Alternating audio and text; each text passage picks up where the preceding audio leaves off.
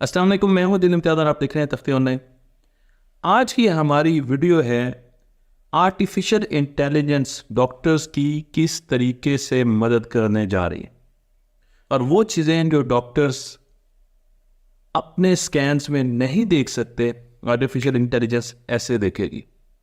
मैं आपको artificial intelligence की पावर बताने के लिए कि वो कितनी ताकतवर है आपको लेकर चलता हूँ प्रोटीन्स की तरफ, क्योंकि आर्टिफिशियल इंटेलिजेंट एक सॉफ्टवेयर जिसे अल्फा फोल्ड कहते हैं, जो कि गूगल डीप माइंड की इजाद है, वो अब तक 3,60,000 प्रोटीन्स के स्ट्रक्चर को एस्टिमेट कर चुका है, प्रिडिक्ट कर चुका है।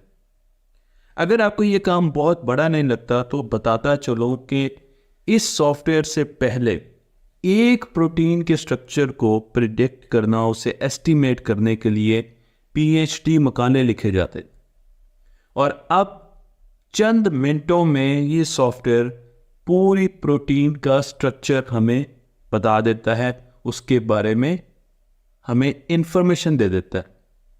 यही तक बात खत्म नहीं हुई। अगर हम आर्टिफिशियल इंटेलिजेंस की ताकत की बात करते हैं, बल्कि मैं आपको यह भी बताता चलो कि अब अल्फा फोल्ड ऐसी प्रोटीन स्ट्रक्चर्स भी डिजाइन कर रहा है जो कि हमारी नेचर में, हमारी कायनात में एग्जिस्ट नहीं करती या अभी तक हमें नहीं मिली। फर्ज कीजिए कि आपके जिस्म की ऐसी इकाइयां जो कि एग्जिस्ट ही नहीं कर रहे, अगर वो बना ली जाए तो ये एक बहुत बड़ा ब्रेक थ्रू होगा मेडिकल साइंस में। और बहुत मुहतात अंदाजे के मुताबिक इसकी एप्लीकेशन, मैं मुहतात का वर्ड जानबूझकर इस्तेमाल कर रहा हूँ, इसकी एप्लीकेशन ना सिर्फ डाटा स्टोरेज में होगी बल्कि मेडिकल इंजीनियरिंग में होगी, और इसके साथ साथ मेडिसिन में भी इसकी बहुत सी एप्लीकेशंस का सामना हमें करना पड़ेगा। लेकिन साथ साथ इंसानों की ताकत में भी होशरुबा इजाफा होगा इस किस्म की बायो इंजीनियरिंग के साथ। लेकिन हम चलते हैं दोबारा आर्टिफिशियल इंटेलिजेंस की तरफ। आर्टिफिशियल इंटेलिजेंस अब हमें मेडिकल के डायग्नोसिस के बारे में बहुत सी इंफॉर्मेशन देने जा रही है, क्योंकि हम ये जानते हैं कि मेडिकल डायग्नोस्टिक के गलत होने की वजह से तकरीबन 8 लाख मरीज अमेरिका में या तो मर जाते हैं या उन्हें बहुत शदीद डिसेबिलिटी, माजूरी का शिकार होना पड़ता है। मैं आपको ये भी बताता चलूँ कि ये जो नंबर मैंने आपको बताए हैं, ये कोट आया है नेशनल एकेडमी ऑफ मेडिसिन से, और इसके साथ जॉन हॉपकिंस रिसर्च इंस्टीट्यूट भी हमें इसी किस्म के नंबर्स देता है। हम आहिस्ता आहिस्ता तरक्की करते हुए कस्टमाइज्ड मेडिसिन की तरफ जा रहे हैं। हर इंसान के लिए उसके मुताबिक मेडिसिन, दवाई तैयार की जाएगी, उसका जीनोमिक मटेरियल देखकर, यानी उसके प्रोग्राम को, जिस्म के प्रोग्राम को देखकर, और उसके साथ साथ जिस तरह की एनवायरनमेंट में वो रहता है, वो सब चीज़ें मद्देनज़र रख के उसके लिए दवाइयाँ स्पेशली बनाई जाएगी। इस पूरे प्रोसेस को प्रिसीजन मेडिसिन कहा जाता है। लेकिन प्रिसीजन मेडिसिन के साथ साथ इसमें एक्यूरेसी होना बहुत ज़्यादा ज़रूरी है। हम छोटी क्लासेस में पढ़ते थे कि प्रिसीजन एंड एक्यूरेसी ज़रूरी है किसी भी मेजरमेंट के लिए। अगर प्रिसीजन मेडिसिन में एक मर्ज़ को बार बार गलत दवाई के साथ हम ट्रीट कर रहे हैं तो हम वही गलती बार बार करते जाएंगे। इसीलिए एक्यूरेसी का होना बड़ा ज़रूरी है, और यही एक्यूरेसी हमें एआई देने जा रही है। मैं आपको यहाँ पर कुछ एग्जांपल्स देता हूँ जिससे आपको अंदाजा होगा कि आर्टिफिशियल इंटेलिजेंस कितनी ज़्यादा ताकत रखती है। आप इस वक्त एक आंख का रेटिना देख रहे हैं। क्या कोई भी डॉक्टर ये बता सकता है कि ये आंख मर्द की है या औरत की है? जब इस एक्सपेरिमेंट को कंडक्ट किया गया तो पता चला कि 50% डॉक्टर्स ये बता सकते थे, उन्होंने जो गेस लगाए थे वो ठीक थे कि ये आंख औरत की है या मर्द की है। लेकिन जब आर्टिफिशियली इंटेलिजेंट सॉफ्टवेयर को यही तस्वीर दी गई और इस तरह की और तस्वीर दी गई तो उसका रिजल्ट 97%, 97% था। 97% उसने सही अंदाज़ा लगाया कि ये आंख मर्द की है या औरत की है।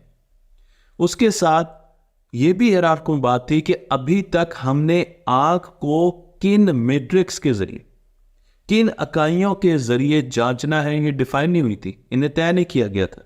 लेकिन आर्टिफिशियल इंटेलिजेंस के पास इतना ज़्यादा डाटा था इंटरनेट से, आंखों का इतना ज़्यादा डाटा था स्कैन्स का, कि उसने ये सारी लर्निंग खुद ब खुद कर ली।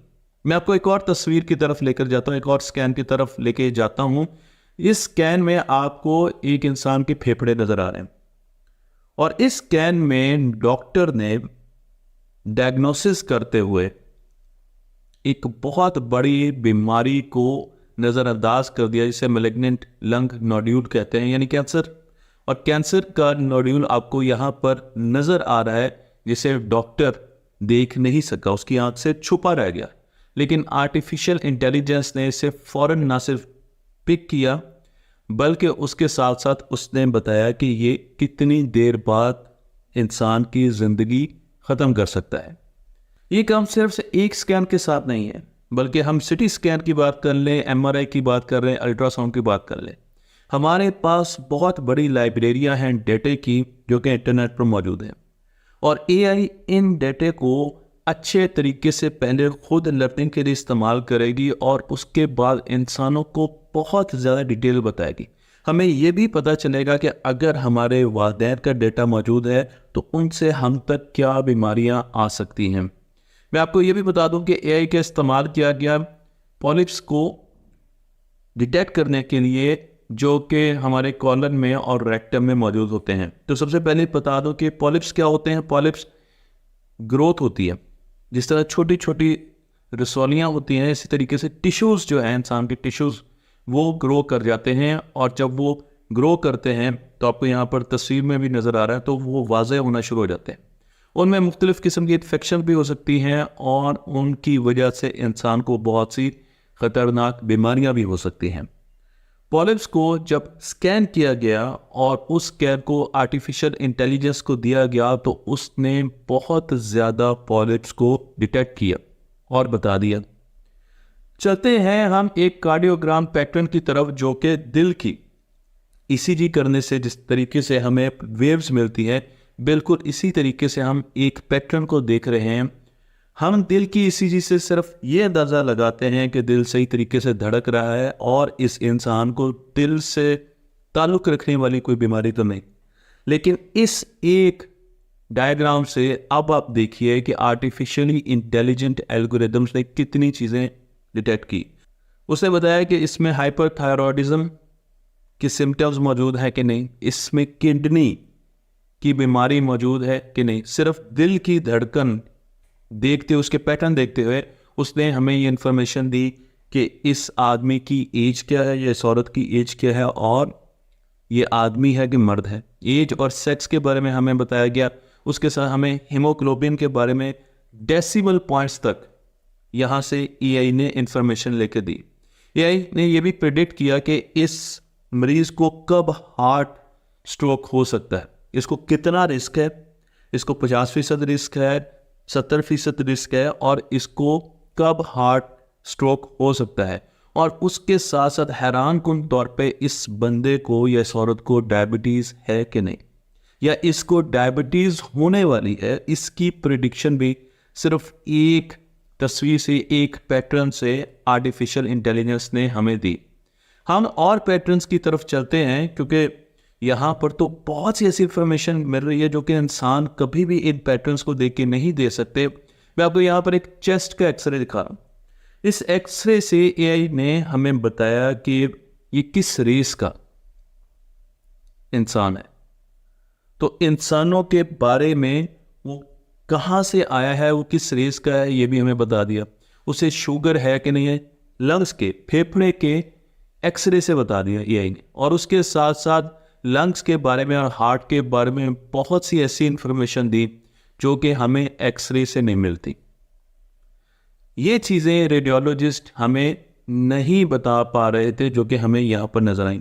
मैं आपको और भी कुछ एग्जांपल्स दूंगा। यहाँ पर मैं आपको एग्जांपल दे रहा हूँ जहाँ पर artificial intelligence driver genomic mutation, cancer की जो म्यूटेशन है उनको डिटेक्ट कर रही और देख रही है कि जीनोमिक मटेरियल में क्या क्या चेंजेस आ रही हैं और ये चेंजेस आगे ट्यूमर में बन सकती हैं, और अगर ट्यूमर हो चुका है तो उसका ओरिजिन क्या है, उसे ख़त्म करने के लिए हमें क्या करना होगा, ये वो सारी चीज़ें हैं जो कि हमें इस एक तस्वीर से, एक स्कैन से पता चल रहा है। इस वीडियो में हमने जितनी भी चीज़ें डिस्कस की, उससे जो डेटा हासिल हुआ वो डीप न्यूरल नेटवर्क से लिए।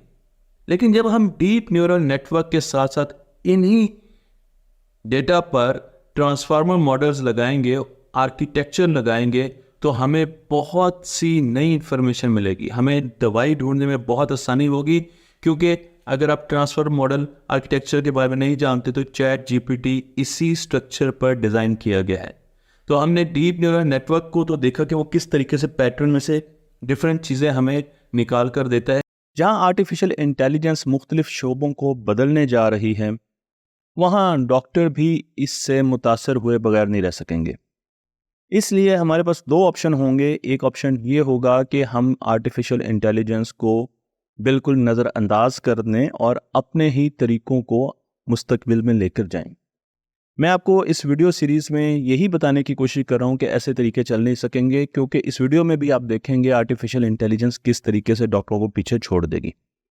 और दूसरा तबका डॉक्टरों का वो होगा जो आर्टिफिशियल इंटेलिजेंस से काम लेगा, उससे मदद लेगा, उसको अपने साथ रखेगा। और यही वो तबका होगा जो कि आगे बहुत ज़्यादा तेज़ी से तरक्की करेगा। इसलिए हमारे लिए ज़रूरी है कि हम आर्टिफिशियल इंटेलिजेंस के बारे में ना सिर्फ जानें, बल्कि इस किस्म की वीडियो से आपको बताने का मकसद भी यही है कि किस तरीके से आर्टिफिशियल इंटेलिजेंस डायग्नोसिस को और उसके अलावा मेडिकेशन को बदल रही है। मैं आपको लेकर चलता हूँ आर्टिफिशियल इंटेलिजेंस की तरफ। जब आर्टिफिशियल इंटेलिजेंस में 2011 के बाद एकदम बूम आया, और उसकी वजह डीप न्यूरल नेटवर्क्स थे। डीप न्यूरल नेटवर्क्स ने ऐसी इंटेलिजेंस दिखाना शुरू कर दी जो कि इंसान कभी सोच भी शायद नहीं सकता था। बीच में एक ऐसा वक्त आया था 2000 से 2010 तक, जब आर्टिफिशियल इंटेलिजेंस का नाम भी नहीं दिया जाता था, क्योंकि आर्टिफिशियल इंटेलिजेंस बहुत पीछे चली गई थी। लेकिन फिर डॉक्टर जेफरी हिंटन ने कुछ ऐसे एल्गोरिदम्स दिए जिनके ज़रिए आर्टिफिशियल इंटेलिजेंस में जान पड़ी और वो बड़ी तेज़ी से बढ़ना शुरू हुई। हमने डीप न्यूरल नेटवर्क्स के ज़रिए बहुत से एल्गोरिदम्स बनाए और उनको फर्दर इम्प्रूव करते गए। लेकिन अब जबकि हमारे पास चैट जीपीटी और गूगल जेमिनी आ चुका है, तो हम जानते हैं कि न्यूरल नेटवर्क से भी बढ़कर अब हम ट्रांसफार्मर मॉडल की तरफ जा रहे हैं। ट्रांसफार्मर मॉडल ना सिर्फ टेक्स्ट, वीडियो और इमेजेस में हमारी मदद कर रहे हैं, बल्कि अब मेडिसिन में भी, इंजीनियरिंग में, हर शोबे में ये मॉडल्स हमारी मदद करने के लिए तैयार हैं और हमें इनसे मदद लेनी पड़ेगी। जितने भी ट्रांसफार्मर मॉडल इस वक्त हमारे पास मौजूद हैं, अब उनमें वीडियो की कैटेगरी भी आ चुकी है। पहले वो लैंग्वेज को समझते थे और लैंग्वेज में अपनी जवाबात को एक्सप्रेस कर सकते थे। फिर इमेज की कैपेबिलिटी आई, उन्होंने इमेज को पढ़ना सीखा और इमेज की जनरेशन करना सीखी। लेकिन अब सोरा के आने के बाद वीडियो को भी देखा जा सकता है और वीडियो को मॉडिफाई भी किया जा सकता है। फ्यूचर में वीडियो बनाकर भी हमें दी जाएगी और सोरा ने इसे कर दिखाया है। तो ट्रांसफार्मर मॉडल्स बहुत तेज़ी से तरक्की कर रहे हैं, और यही तरक्की मैं आपको इस ग्राफ में दिखा रहा हूँ, जहाँ पर आप देख सकते हैं कि किस तरीके से न्यूरल नेटवर्क्स और एआई ने तरक्की की। वर्टिकल साइड पर आपको कनेक्शंस नज़र आ रहे हैं कि कितने ज़्यादा कनेक्शन किसी भी एल्गोरिदम में या मॉडल में यूज़ हो रहे हैं। तो अगर आप सबसे ऊपर देखें तो आपको नज़र आएगा चैट जीपीटी, और चैट जीपीटी इस वक्त 1 ट्रिलियन कनेक्शंस के साथ हमें वो इंटेलिजेंस दिखा रहा है जो कि हम रोज़मर्रा की ज़िंदगी में इस्तेमाल कर रहे हैं। लेकिन आपके लिए हैरानी की बात ये होगी कि इंसान के दिमाग में 100 ट्रिलियन से ज़्यादा कनेक्शंस मौजूद होते हैं या पैरामीटर्स होते हैं जिन्हें वो प्रोसेस कर रहा होता है। तो अभी भी चैट जीपीटी कनेक्टिविटी में इंसान के दिमाग से बहुत ज़्यादा पीछे है, लेकिन कुछ चीज़ों में ये हमसे बहुत ज़्यादा बेहतर कर सकता है। अगर हम आज के एआई मॉडल्स को देखें तो इस वक्त 24,000 जीपीयूज़ पर मुश्तमिल, ग्राफिक प्रोसेसिंग यूनिट पर मुश्तमिल ये मॉड्यूल्स हैं, जिनकी जो प्रोसेसिंग स्पीड है वो 10 टू रेज़ पावर 25 फ्लॉप्स हैं। 45 जीबी डेटा पर इनकी ट्रेनिंग होती है 45 GB डेटा पर और सेल्फ सुपरवाइज्ड लर्निंग की जाती है। तो ये मोटा मोटा एक स्पेसिफिकेशंस है मोटी मोटी जो कि हमें आज के AI मॉडल्स के बारे में बताता है। लेकिन अगर हम डॉक्टर के क्लिनिक में जाते हैं तो सबसे पहले डॉक्टर के क्लिनिक में हमें बाहर खड़ा होना पड़ता है या बैठना पड़ता है और अपने कवायद देना होते हैं। वहाँ पर एक क्लर्क बैठा होता है जो अपने टाइपराइटर से चीज़ों को टाइप कर रहा होता है और हम उन्हें अपनी बारे में हर चीज़ बता रहे हैं। अब इमेजिन कीजिए कि वहाँ पर कोई भी क्लर्क मौजूद नहीं है और आप सीधे डॉक्टर के पास जाते हैं और डॉक्टर का मुंह भी कंप्यूटर की तरफ नहीं है और वो आपके स्कैन्स नहीं देख रहा बल्कि, और ना ही वो कुछ चीज़ें टाइप कर रहा है बल्कि वो आपकी तरफ देख रहा है। और चैट जीपीटी, गूगल जेमिनी या दूसरे ऐसे AI मॉडल्स आपकी बातों को ना सिर्फ सुन रहे हैं बल्कि उनके पास आपका सारा रिकॉर्ड है। अब डॉक्टर आपको फेस टू फेस देखेगा, जितने भी नोट्स बन रहे हैं वो भी AI बना रही है। तो सबसे पहला जो इम्पॉर्टेंट चीज़ है, हमारे मुल्क में ये बहुत छोटी सी चीज़ लगती है लेकिन बाहर के मुल्कों में ये बहुत इंपॉर्टेंट चीज़ है कि डॉक्टर फेस टू फेस मरीज़ को देखेगा और उसकी तवज्जो सिर्फ मरीज़ की तरफ होगी। डाटा कलेक्शन के लिए मरीज़ को बहुत ज़्यादा ना इंतज़ार करना पड़ेगा और ना ही डॉक्टर को डाटा कलेक्शन की मुश्किलात का सामना करना पड़ेगा। मैं आपको लेकर चलता हूँ एक डॉक्टर की तरफ, doctor Eric Jeffrey Topol. American cardiologist हैं, साइंटिस्ट हैं, ऑथर हैं। इन्होंने बहुत से पेपर पब्लिश किए हैं। रिसेंटली नेचर में इन्होंने पेपर पब्लिश किया है और इस पेपर में इन्होंने बताया है कि इन्होंने आँखों से बहुत सी ऐसी बीमारियों का पता चलाया है जो कि पहले कभी भी हम आँखों के स्कैन से नहीं चला सकते थे। इस काम के लिए इन्होंने एक AI मॉडल को ट्रेन किया और उस मॉडल को ट्रेन किया सुपरवाइज्ड लर्निंग पर 1.6 मिलियन रेटिना के इमेजेस दिए, यानी तकरीबन 16 लाख आंखों के इमेजेस दिए जो पूरी दुनिया में इन्होंने कलेक्ट किए और उनके साथ उनको लेबल किया गया था। और फिर उस पर ट्रेनिंग दी गई, सुपरवाइज लर्निंग करवाई गई, सेल्फ सुपरवाइज लर्निंग करवाई गई इस AI मॉडल को और इससे बताया गया कि जब इस किस्म का इमेज था तो इस आदमी को ये बीमारियां थी, इस किस्म का इमेज था आंख का तो ये बीमारियां थी। और फिर उस AI मॉडल ने बताना शुरू कर दिया कि इमेज देखकर कि इस इंसान को आंख की ये बीमारी है, इसे हार्ट अटैक हो सकता है, इसका हार्ट फेलियर हो सकता है, इसे स्ट्रोक आ सकता है, इसे दिमाग की बीमारियां हो सकती है, पार्किंसन डिजीज़ हो सकती है। उसने बहुत सी ऐसी बीमारियों के बारे में बताना शुरू कर दिया जो हम एक आंख के स्कैन से नहीं देख सकते। मज़े की बात यह है कि ये सॉफ्टवेयर ओपन सोर्स है और ओपन सोर्स का होना इस अम्र की दलील है कि इसे कोई भी इस्तेमाल कर सकता है। आप भी इस्तेमाल कर सकते हैं, मैं भी इस डेटाबेस को इस्तेमाल कर सकता हूँ, बाकी डॉक्टर्स भी इस्तेमाल कर सकते हैं और जो प्रोग्रामर्स हैं वो इसे यूज़ करके इस मॉडल को और ज़्यादा बेहतर कर सकते हैं। तो हमारे पास, मैंने इसलिए ये रिसर्च पेपर भी यहाँ पर लगा दिया है ताकि आप इसका रेफरेंस देखें, इस मॉडल पर जाएं और अगर कोई रिसर्च करना चाहता है इन आई स्कैन्स पर तो वो रिसर्च भी कर सकता है और इस सॉफ्टवेयर को मज़ीद बेहतर कर सकता है। ऐसे सॉफ्टवेयर्स की हमें क्या मुस्तकबिल में यूटिलिटी मिलेगी, तो मैं आपको एक केस की तरफ लेकर चलता हूँ। ये केस है एंड्रयू का। एंड्रयू का नाम फर्जी है, डॉक्टर साहब ने उसका नाम नहीं बताया, लेकिन ये केस, इस पर रिसर्च पेपर लिखा गया तो ये केस हकीकत पर मबनी है। और इस बच्चे को 6 साल की उम्र में बहुत से प्रॉब्लम शुरू हो गए। इसको बॉडी का दर्द शुरू हो गया, इसकी जो ग्रोथ है वो आहिस्ता आहिस्ता रुक गई, इसकी टांग में मसले, टांग सही उठाई नहीं जाती थी, चल नहीं सकता था और उसके साथ सर में दर्द। ये इसके सिम्टम्स थे। इसने मुख्तलिफ डॉक्टर्स को अपने सिम्टम्स दिखाए, 17 डॉक्टर्स को, ये रिसर्च पेपर कहता है कि इसने अपने सिम्टम्स दिखाए। 3 साल तक ये डॉक्टरों के पास जाता रहा लेकिन इसे शफा ना मिल सकी।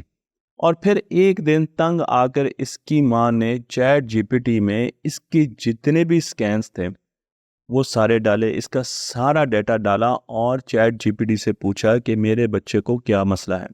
चैट जीपीटी ने बताया कि आपके बच्चे को एक बीमारी है जिसे ऑकल्ट स्पाइना बिफिडा कहते हैं और इस बीमारी में जो मुहरे होते हैं उनकी साख्त बदल जाती है और उनके बीच में गैप भी, फर्क आ जाता है। मैं आपको यहाँ पे तस्वीर में भी दिखा रहा हूँ।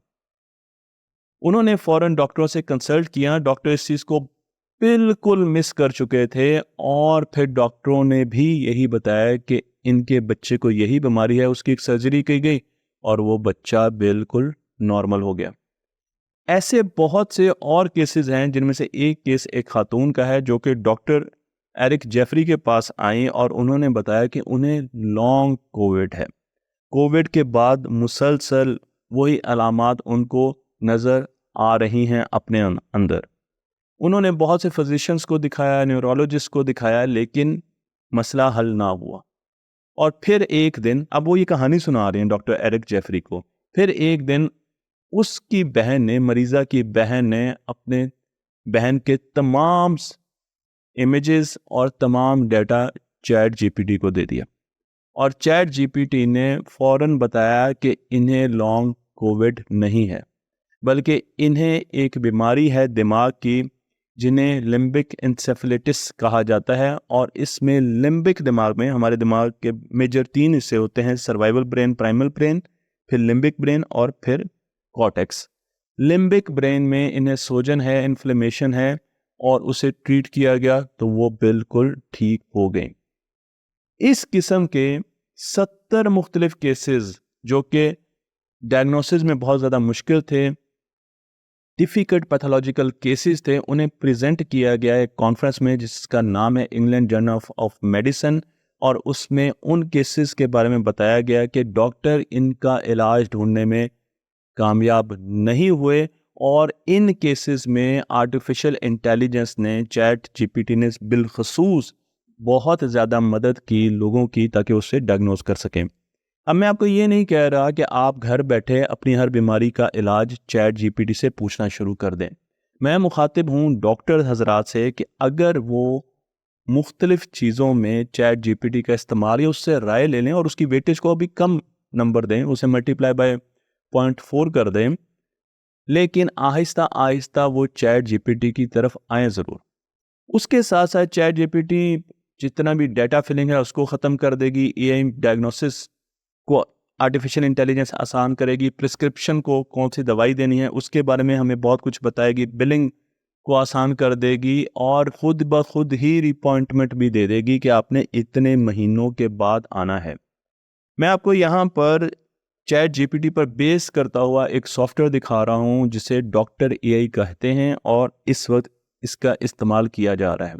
मेरी ये वीडियो उन लोगों के लिए है जो डॉक्टरी के पेशे से मुंसलिक हैं और वो आर्टिफिशियल इंटेलिजेंस को बहुत दूर की चीज़ समझते हैं। उनके लिए ज़रूरी है कि वो ये समझ जाएं कि आर्टिफिशियल इंटेलिजेंस ना सिर्फ बहुत तेज़ी से इस शोबे में आ रही है, बल्कि वो आपकी बहुत ज़्यादा मदद कर सकती है। आप आहिस्ता आहिस्ता एआई को सीखना शुरू कीजिए। आप चैट जीपीटी और गूगल जेमिनी को उन केसेस पर टेस्ट कीजिए जो आप सही तरीके से डायग्नोसिस जिनका कर चुके हैं और देखिए कि उनके रिज़ल्ट कैसे हैं।